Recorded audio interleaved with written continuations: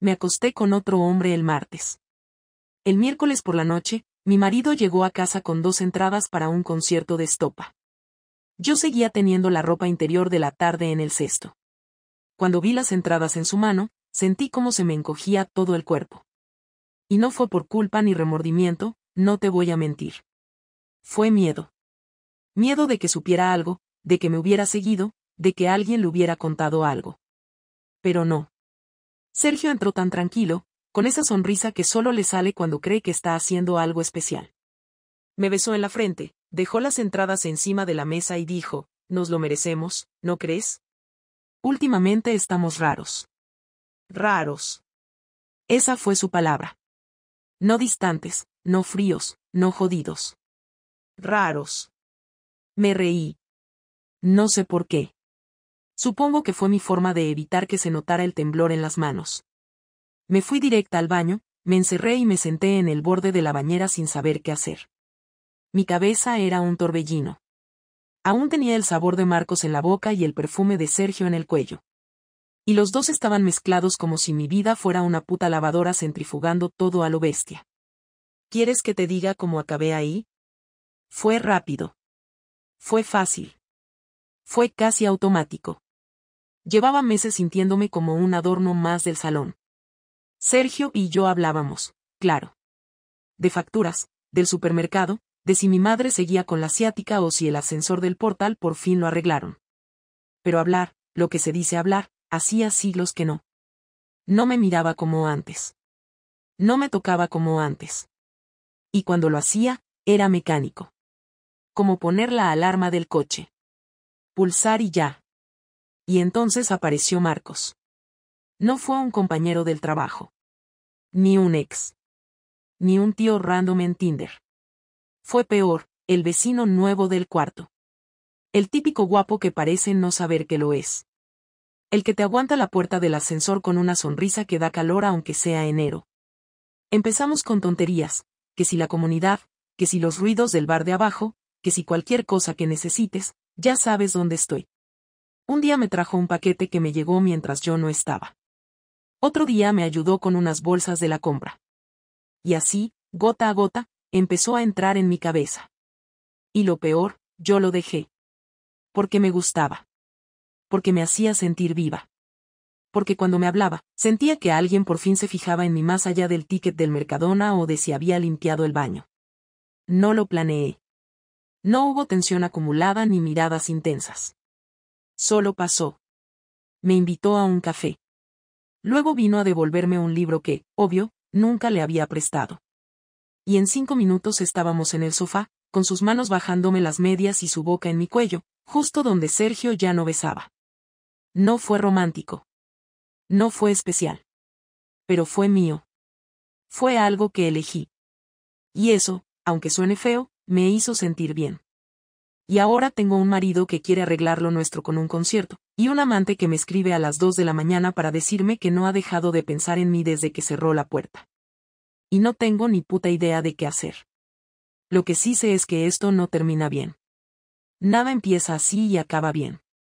Y si te estás preguntando cómo lo descubrió Sergio, bueno, no fue por un mensaje. Fue algo bastante más jodido. El día que Sergio se enteró no fue espectacular ni limpio, y eso es lo que lo hizo peor, porque no hubo una escena clara donde todo explotara de golpe, sino una cadena de momentos incómodos que se fueron acumulando hasta que ya no hubo forma humana de negarlo. Todo empezó un jueves por la tarde, sobre las 6:30, cuando yo salí antes del trabajo con la excusa de una migraña que no existía y subí directamente a casa de Marcos, usando las escaleras porque el ascensor llevaba días estropeado, algo tan normal en nuestro edificio que ni siquiera me detuve a pensarlo, y ahí cometí el primer error. No sabía que ese día Sergio había salido antes del trabajo porque había una fuga en la oficina y les mandaron a todos a casa, ni que en lugar de avisarme decidió pasar por el piso para coger unos papeles y luego ir a casa de su madre, ni que justo cuando entró al portal se encontró al portero nuevo, Andrés, un chico joven que todavía no distinguía bien a los vecinos y que, con toda la buena intención del mundo, le dijo, «Tu mujer acaba de subir, ¿no? Va con el del cuarto, siempre van juntos», y se rió como si estuviera comentando algo sin importancia. Sergio no respondió nada, eso me lo contó después, pero subió las escaleras despacio, No porque sospechara algo concreto, sino porque algo dentro de él se había activado, una sensación rara que no supo poner en palabras. Y cuando llegó al tercer piso escuchó nuestras voces antes incluso de vernos, porque Marcos había dejado la puerta entornada mientras iba a la cocina y yo estaba sentada en el sofá hablando demasiado alto, riéndome de algo que ahora mismo no recuerdo y que seguramente no tenía ninguna gracia. No nos vio besándonos, no nos vio desnudos, y creo que eso fue lo que más daño hizo, porque lo que vio fue algo más íntimo, más difícil de explicar como un error puntual. Me vio sentada con las piernas recogidas, descalza, con una confianza que solo se tiene cuando te sientes en casa, y a Marcos apoyado en el marco de la puerta mirándome como si yo fuera lo único que había en esa habitación. Sergio no entró, no hizo ruido, no dijo mi nombre, simplemente bajó un escalón, se quedó quieto unos segundos y luego salió del edificio sin que nadie se diera cuenta. Yo no supe nada hasta casi 2 horas después, cuando llegué a nuestro piso y encontré todas las luces encendidas y a Sergio sentado en la mesa del salón, con la chaqueta puesta y las llaves delante, mirándolas como si fueran de otra persona.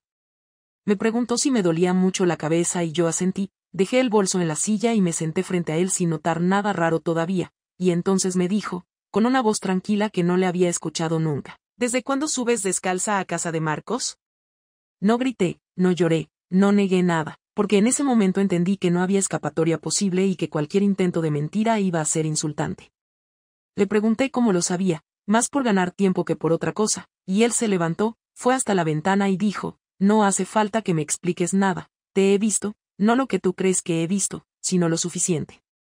Intenté hablar, de verdad que lo intenté, pero cada frase que se me ocurría sonaba mal incluso dentro de mi cabeza, y mientras yo buscaba palabras, Sergio empezó a hacer algo que me descolocó por completo. Empezó a recoger cosas, no sus cosas, sino las mías, cogió mis zapatillas del recibidor y las dejó dentro del armario, puso mi chaqueta en su percha, ordenó el sofá, como si estuviera recomponiendo el escenario de una obra que se había ido al garete, y cuando terminó se sentó otra vez y me miró por primera vez directamente a los ojos. Lo que más me jode, dijo, no es que te hayas acostado con otro, porque no lo sé y ahora mismo me da igual, lo que más me jode es que parecías feliz. Eso fue lo primero que me rompió de verdad, porque tenía razón y porque no podía discutirlo. Le dije que no había sido algo planeado, que no había dejado de quererle, que estaba confundida, frases que ahora sé que no servían para nada, y él me escuchó sin interrumpirme, sin levantar la voz, con una calma que me daba más miedo que cualquier grito, hasta que levantó la mano y me pidió que parara. Escúchame tú ahora, dijo, mañana a las 10 de la mañana voy a llamar a mis padres y a los tuyos y les voy a decir que estamos mal, no voy a dar detalles, pero no voy a fingir que aquí no pasa nada, y a partir de ahí vamos a vivir como 2 personas que se respetan lo justo hasta que decidamos qué hacer. Le pregunté si quería que me fuera de casa, y negó con la cabeza. No, dijo, quiero que te quedes, quiero verte, quiero entender cómo hemos llegado aquí, y quiero que entiendas que lo que has hecho tiene consecuencias, no para castigarte, sino porque esto ya no se puede borrar. Esa noche dormimos en la misma cama, cada uno en su lado, sin tocarnos, sin darnos la espalda siquiera, mirando al techo como 2 desconocidos que comparten habitación por error, y en algún momento de la madrugada le escuché respirar de una forma rara, entrecortada, como si estuviera conteniendo algo, y tuve el impulso de tocarle el brazo, pero no lo hice, porque entendí que ese gesto ya no me pertenecía. A la mañana siguiente cumplió su palabra, llamó a todo el mundo, puso el altavoz y habló con una claridad que me dejó helada, sin acusarme directamente, pero sin protegerme tampoco, y cuando colgó el último teléfono me dijo, ahora empieza la parte difícil, y yo supe que aquello no iba de perdón ni de segundas oportunidades, sino de aguantar lo que venía. No sabía entonces que su forma de enfrentarse a esto iba a ser mucho más dura de lo que yo podía imaginar, ni que lo que él consideraba justicia iba a dolerme más que cualquier insulto. Eso vino después. Y fue peor. La venganza de Sergio no empezó con gritos ni con amenazas, empezó con silencio y con una agenda, y eso fue lo que más me descolocó, porque yo esperaba reproches, castigos improvisados, algo reconocible, y en su lugar me encontré con un hombre que se levantaba cada mañana, se duchaba, desayunaba conmigo en la misma mesa y salía de casa como si todo estuviera bajo control, mientras yo caminaba por el piso con una presión constante en el pecho, esperando el golpe que no terminaba de llegar.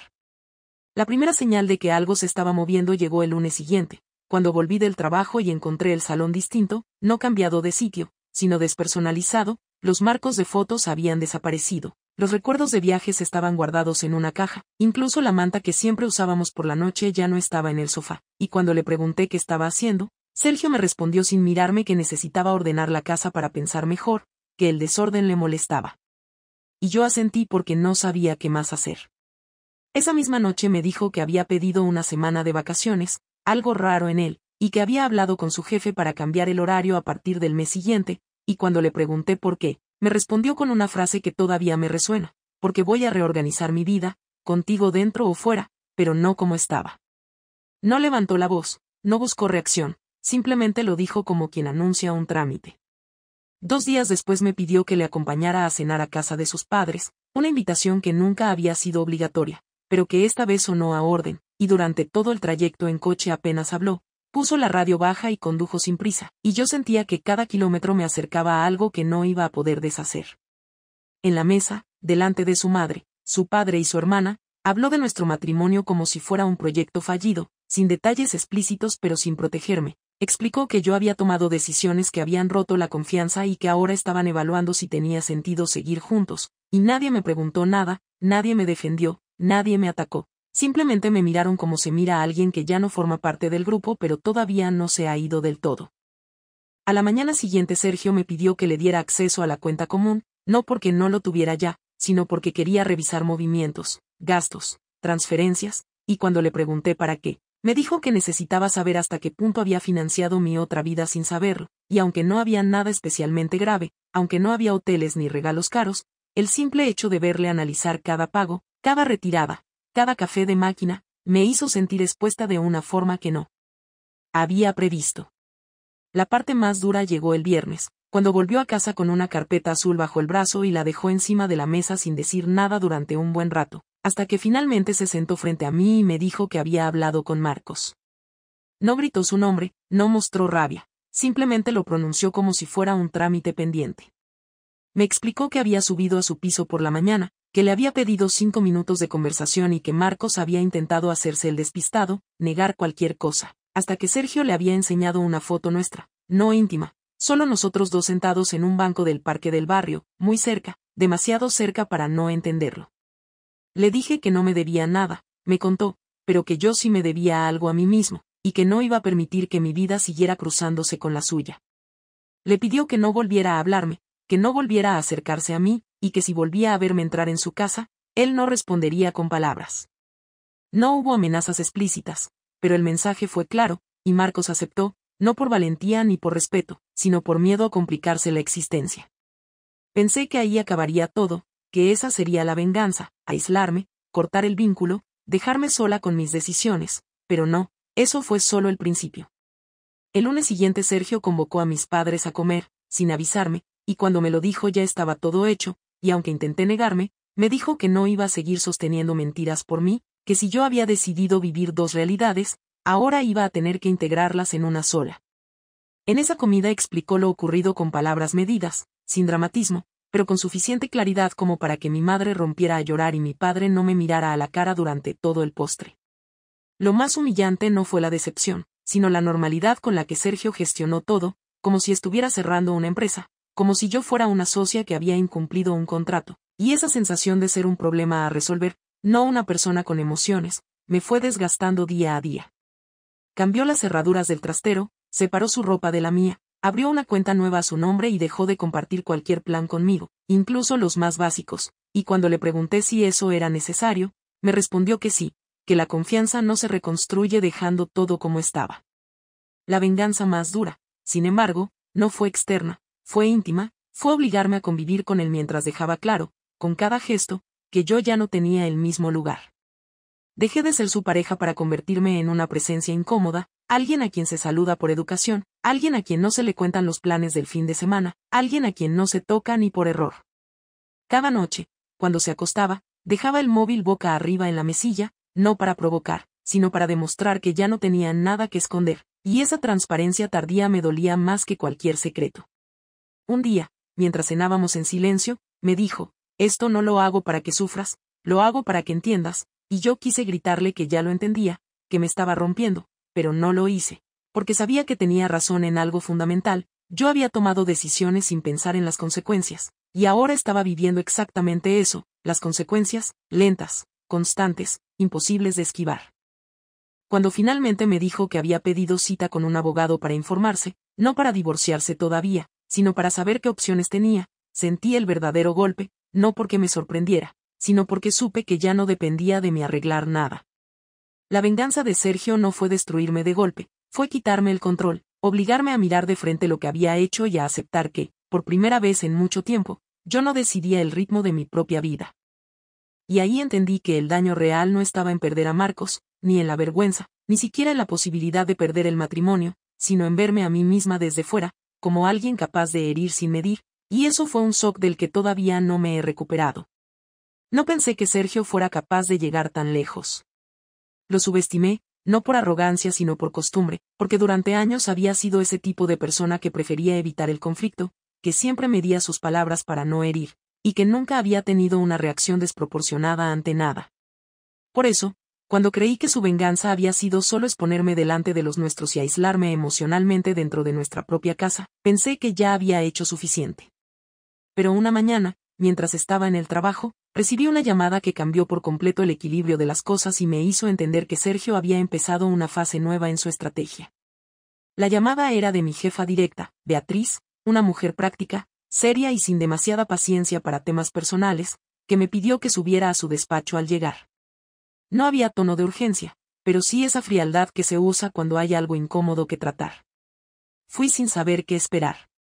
Me temía una reducción de jornada, algún problema con las cuentas, incluso que me trasladaran de departamento, pero no estaba preparada para lo que me soltó apenas crucé la puerta y cerré detrás de mí. Me dijo que habían recibido un correo anónimo con una serie de documentos adjuntos que hacían referencia a una relación inapropiada con un vecino del edificio donde vivía, y que, aunque eso no tenía nada que ver con la empresa, el problema era que en ese mismo paquete venía una copia del historial de navegación de mi portátil del trabajo, donde se mostraban accesos frecuentes a cuentas personales, chats y correos durante el horario laboral.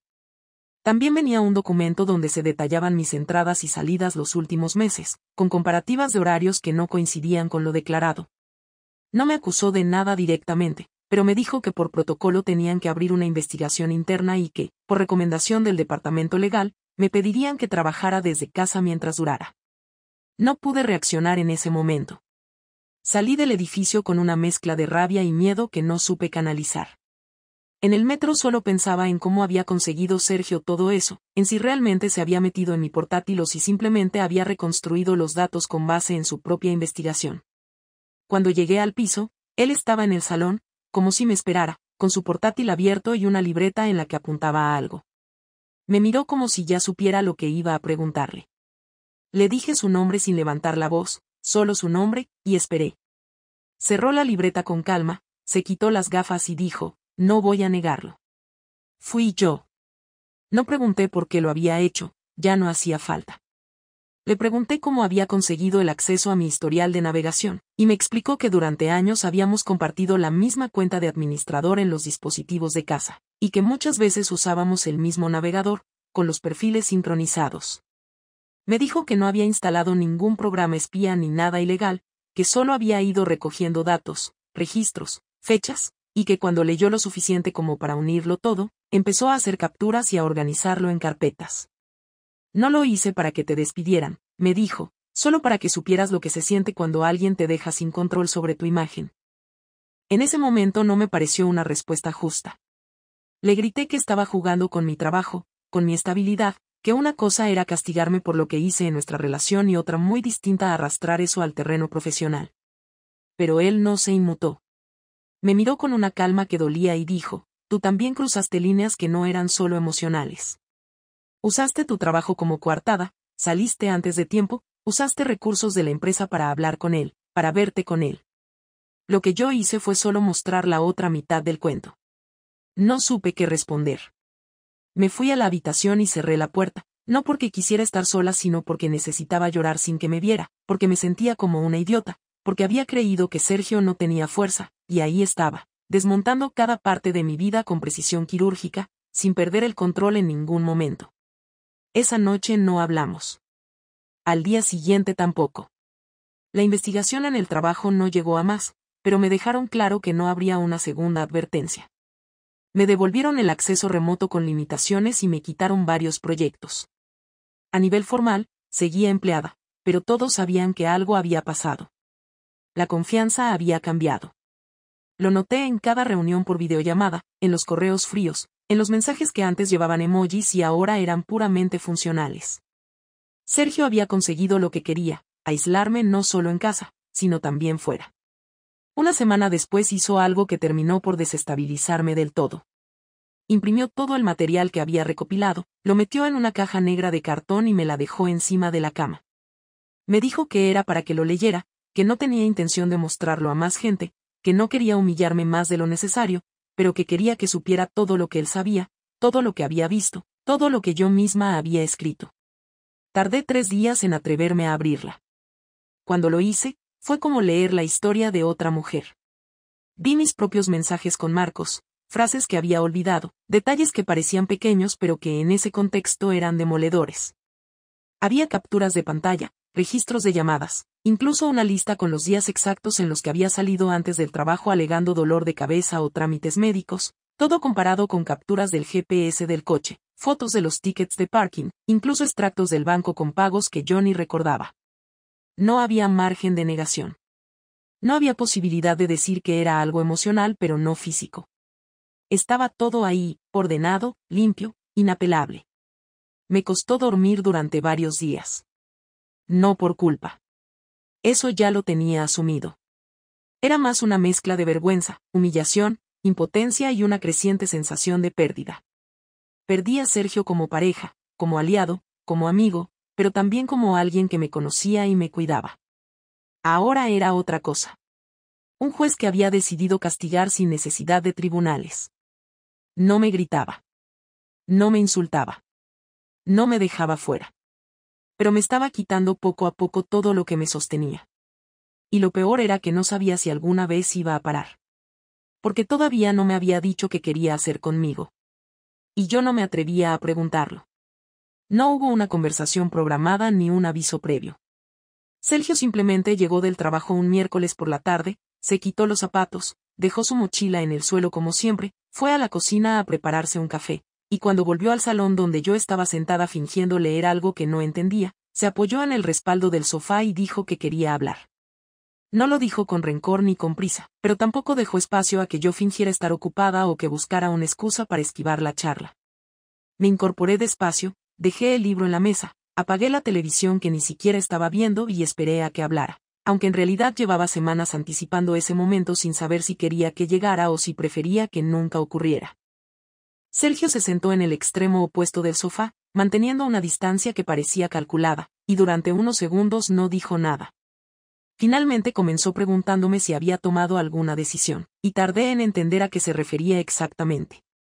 Me miró con esa expresión suya seria, sin dureza pero sin suavidad, como si me estuviera preguntando algo puramente logístico. Le respondí que no había tomado ninguna decisión aún, porque no sabía si la decisión era solo mía o si él estaba esperando que yo dijera algo para cerrarlo todo. Me preguntó si quería seguir con él, y tardé unos segundos en responder, no porque dudara de lo que sentía, sino porque la forma en la que lo preguntó me dejó sin margen para la emoción. Le dije que sí, que quería seguir, pero que entendía si él no podía. Me preguntó por qué. No porque quería seguir, sino por qué lo hice, por qué lo traicioné, por qué elegí a alguien más para llenar un vacío que yo nunca le dije que existía. Le dije que no tenía una explicación concreta, que no había sido una búsqueda, que no había sido un plan, que simplemente me dejé arrastrar por una sensación de abandono que había estado acumulando durante meses. Le dije que nunca le pedí nada porque no quería parecer necesitada, y que cuando alguien más me prestó atención, no supe poner límites porque sentí que, por fin, alguien me veía. Me escuchó sin interrumpirme, sin poner cara de dolor, sin reaccionar.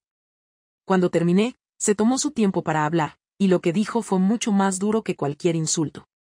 Me dijo que durante años él también se había sentido solo, que muchas veces había pensado que yo estaba con él por inercia, que evitaba tener ciertas conversaciones porque notaba que todo lo que decía parecía molestarme, y que su forma de no presionarme fue lo que acabó por separarnos. Me dijo que no me echaba toda la culpa, pero que no podía compartir responsabilidades con alguien que no se atrevió a hablarle cuando aún había algo que arreglar. Me preguntó si seguía en contacto con Marcos, y le dije que no, que desde el día que me expuso todo, no volví a saber nada de él, ni intenté buscarlo. Me preguntó si tenía intención de buscarlo en el futuro, y le dije que no, que eso ya no significaba nada. Me miró unos segundos, respiró hondo y dijo que necesitaba entender qué tipo de relación podía tener conmigo ahora, porque como pareja ya no podía verme igual, que aunque pudiera llegar a perdonarme, no estaba seguro de que eso significara seguir juntos. Me preguntó si yo estaba dispuesta a vivir con él como dos personas que simplemente comparten espacio mientras deciden qué hacer, y le dije que ya lo estaba haciendo, que llevaba semanas conviviendo con el peso de mis actos y que no esperaba ningún premio por eso. Hubo una pausa larga. Luego me dijo que no quería seguir castigándome, que lo había hecho más tiempo del que pensaba y que no le había traído paz. Me dijo que había intentado hacerme sentir lo que él sintió, pero que ni siquiera así se sentía mejor, que lo único que había conseguido era llenarse de rencor y darse cuenta de que no quería vivir así. Me preguntó si estaría dispuesta a ir a terapia de pareja. Le dije que sí, aunque me costaba imaginar que quedaba por reconstruir. Me dijo que no era para reconstruir nada, sino para entender si aún quedaba algo sobre lo que tomar una decisión con sentido. Me pidió que nos diésemos hasta final de mes para decidir si seguíamos o si cada uno se iba por su lado. Durante ese tiempo, viviríamos juntos pero sin seguir hurgando en el pasado. Nada de cajas con pruebas, nada de conversaciones pendientes, solo convivencia y espacio. Acepté porque no tenía otra cosa que ofrecer, porque no podía pedirle más, porque si él estaba dispuesto a intentarlo al menos desde otro ángulo, yo no tenía derecho a rechazarlo. Esa noche dormimos en la misma cama, por primera vez sin que fuera una costumbre automática, sin que el colchón fuera solo una frontera. No hubo contacto, ni palabras, pero tampoco distancia emocional. Solo un silencio compartido que, por primera vez en mucho tiempo, no me resultó ofensivo. Durante los días siguientes intentamos comportarnos como personas normales. Cocinamos juntos, salimos a hacer la compra, vimos algunas series sin hablar demasiado, pero sin tensión. No hubo gestos románticos ni acercamientos forzados, pero tampoco indiferencia. Era como si ambos estuviéramos tanteando el terreno para ver si quedaba algo que valiera la pena salvar. Un sábado por la tarde, mientras doblábamos ropa en silencio, Sergio dijo que ya no sentía odio. Que lo que quedaba ahora era una tristeza profunda y una decepción que tardarían en irse, pero que por lo menos ya no sentía el deseo de hacerme daño. Me dijo que no sabía si eso era el principio de algo nuevo o simplemente el final sin violencia de lo que habíamos construido, pero que agradecía que yo no me hubiera ido. Me preguntó si yo podía vivir con alguien que quizás nunca volviera a quererme como antes, y le dije que prefería convivir con su honestidad que con una imagen falsa de lo que fuimos. Esa conversación no resolvió nada, pero marcó un punto. Fue el primer momento en el que sentí que, aunque no volviéramos a ser una pareja como antes, tal vez podríamos aprender a convivir con la versión rota de lo que fuimos. No sé en qué va a terminar esto. No sé si Sergio volverá a amarme, o si simplemente terminará por aceptar que ya no siente nada. Pero por primera vez desde que todo estalló, tuvimos una conversación sin estrategias, sin culpa, sin escudos. Solo dos personas hablando desde el lugar al que llegaron después de perderlo casi todo. Al final del mes no hubo un cierre definitivo ni una decisión rotunda, pero sí hubo una última conversación. No fue una charla cargada de tensión como las primeras, ni un enfrentamiento, ni una súplica. Fue algo más sobrio, más concreto. Sergio me pidió que saliéramos a caminar un rato, algo que no hacíamos desde hacía más de un año, y lo hizo sin rodeos, mientras guardábamos los platos de la cena. Me puse una chaqueta y lo seguí. Caminamos sin rumbo fijo, bajamos por la avenida principal, pasamos por delante del parque donde solíamos ir los domingos, incluso entramos a una tienda para comprar agua sin hablar demasiado. Cuando llegamos a una calle más tranquila, me dijo que ya había tomado una decisión. Me miró de frente, sin dureza pero sin suavidad tampoco, y me dijo que no quería seguir como pareja. Me explicó que no lo decía desde el odio, ni desde el dolor ya, sino desde una aceptación triste pero clara de que ya no sentía lo que sentía antes, y que no quería alargar algo solo por costumbre o por miedo a romper lo que quedaba. Me dijo que me respetaba, que no me odiaba, que no iba a hablar mal de mí con nadie, pero que no podía ser mi esposo si ya no confiaba en mí, y que aunque había intentado perdonar, no era suficiente para reconstruir una vida juntos. Me dijo que necesitaba empezar una etapa nueva, y que para eso tenía que cerrar esta. Yo escuché todo sin interrumpirlo, sin defenderme, sin discutir. Le agradecí que me hablara así, con esa serenidad que dolía más que cualquier grito, porque me estaba dando el tipo de final que no se ve en las películas, pero que ocurre en la vida real, donde no hay gestos teatrales ni grandes escenas, solo la confirmación de que lo que se rompió no se puede arreglar. Le pregunté si ya había buscado otro piso, y me dijo que no, que pensaba que debía ser yo quien se fuera, no por castigo, sino porque él necesitaba seguir en su casa, en su entorno, con sus rutinas. Me dijo que si necesitaba tiempo para buscar algo, podía quedarme un par de semanas más, pero que esperaba que antes del mes siguiente ya hubiera hecho las maletas.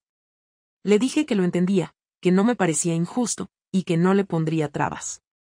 Caminamos un rato más, en silencio, y volvimos a casa como dos conocidos que comparten una despedida que ninguno de los dos dramatiza. Durante los días siguientes empecé a organizar mi salida. Busqué habitaciones en alquiler, descarté las más caras, visité 3 pisos, uno de ellos en condiciones deplorables, hasta que encontré uno decente en un barrio más alejado del centro. No era bonito, ni cómodo, ni acogedor, pero era funcional. Pagué la fianza, firmé el contrato y empecé a guardar mis cosas en cajas. Sergio no me ayudó, pero tampoco me evitó. Estaba ahí, como una presencia neutra, como alguien que observa sin intervenir. Me ofreció su coche para llevar las cajas el día de la mudanza, y acepté.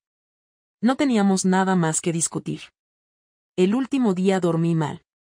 Desperté antes que él, preparé café y me senté en la cocina a mirar mis últimas 2 bolsas sin cerrar. Cuando Sergio se levantó, se vistió sin decir nada, entró a la cocina y me preguntó si necesitaba que pasara por el supermercado al volver, como si todavía estuviéramos casados. Le dije que no, que esa noche ya no estaría ahí. Me miró, asintió y dijo que esperaba que el nuevo lugar me sirviera para aclararme. Le dije que no me hacía falta aclararme más, que ya entendía todo, incluso lo que no quería ver al principio. Me preguntó si quería decir algo más antes de irme, y durante unos segundos no supe si hacerlo, pero finalmente le dije que sentía todo lo que había pasado, que no esperaba que eso cambiara nada, pero que necesitaba que lo supiera.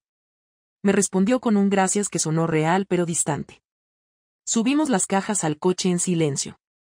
Durante el trayecto ninguno de los dos puso música. Cuando llegamos al nuevo piso, me ayudó a subir las cosas sin hacer preguntas. Terminamos en menos de media hora. Me ofreció ayuda con los muebles que faltaban, le dije que no hacía falta. Me preguntó si quería que nos viéramos más adelante, no como pareja, sino para cerrar bien las cosas, quizás hablar de la separación legal, de lo económico. Le dije que sí, que sería lo justo. Nos despedimos sin abrazos, sin lágrimas, solo con un apretón de manos corto y firme. Luego lo vi alejarse por la calle, caminando como lo había hecho cientos de veces cuando íbamos a hacer la compra, cuando volvíamos de cenar, cuando salíamos del cine. Esta vez iba solo, y no se giró. Los primeros días en el nuevo piso fueron extraños. No dormía bien, no comía con ganas, y evitaba revisar las redes sociales o escribir a amigos en común.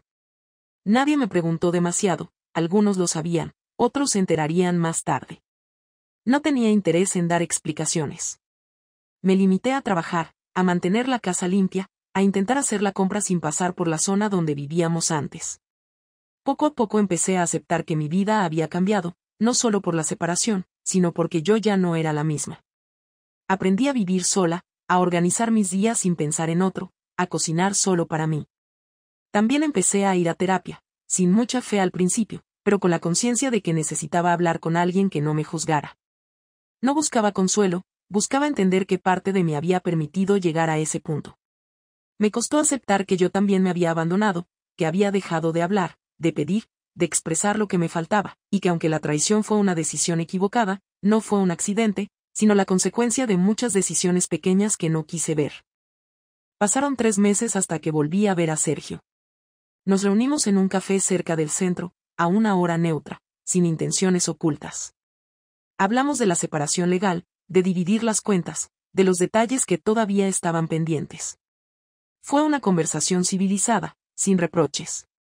Me preguntó cómo estaba, y le dije que mejor, que poco a poco estaba encontrando un nuevo equilibrio. Me dijo que él también, que no sabía si estaba bien, pero que se sentía más tranquilo. Le pregunté si había conocido a alguien, y me dijo que no estaba buscando nada. Le dije que yo tampoco. No hubo tensión. Solo 2 personas que compartieron una vida, que se hicieron daño, y que ahora intentaban cerrar una etapa sin arrastrarla para siempre. Cuando nos despedimos esa vez, me abrazó.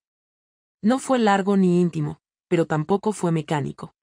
Fue el gesto de alguien que alguna vez me quiso de verdad, y que entendía que, pese a todo, yo no era su enemiga. No sé qué vendrá después. No tengo un plan a largo plazo. Solo sé que aprendí a escuchar, que entendí lo que significa herir a alguien de verdad, y que ya no soy la misma persona que empezó esta historia. No me enorgullezco de lo que hice, pero tampoco me voy a definir solo por eso. Esta historia terminó, no con un perdón completo, ni con un regreso, ni con una venganza perfecta. Terminó como terminan muchas cosas en la vida real, con consecuencias, con conversaciones difíciles, y con la necesidad de seguir adelante aunque no todo tenga una solución clara.